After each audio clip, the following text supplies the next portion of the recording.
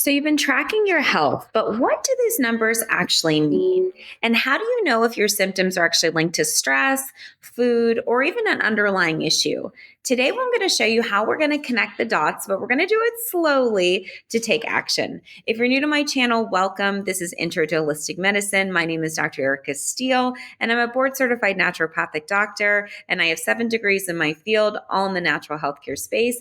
And we've been teaching all last week about subjective data. And now we're going to kind of flow into adding the objective data and looking for patterns. So, first things first, most people really check out when it comes to their health. So, we really want to bring people back to how they feel. So, that's our subjective data. And then we're going to combine that with the numbers of, something that we can track, something that's measurable outside of me, outside of you. In this case, we're going to actually use our salivary pH and our urinary pH every single day.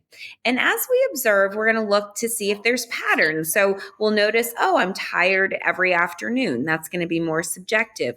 Or, oh, I notice, let's say my blood pressure drops at a certain time, or my blood sugar, drops at, let's say, after I eat a meal. And so even though we're not tracking that, we can start to really look and become aware so that we can really begin to adjust things like our meal timing, our hydration, really any metric that we want to look at. So we're going to hone in on that salivary pH as well as our urinary pH. And I'm going to do a separate video where we're going to go into more in depth of what those numbers mean.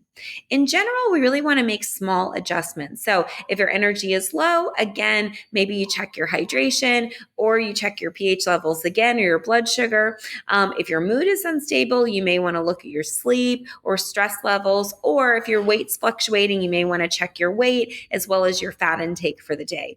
So these are just little things that you can subtly begin to bring awareness to. But really the first step is to, again, do the questionnaire, really self-examine, observe yourself in that container, and just make sure that you're really connecting with your body. If you have any challenges, let me know. And then we're going to really build on that using our pH levels and using our pH strips. So make sure you've got that. And then I will see you in the next video. Comment below if you have any questions or if you started to notice any surprising patterns in your tracking.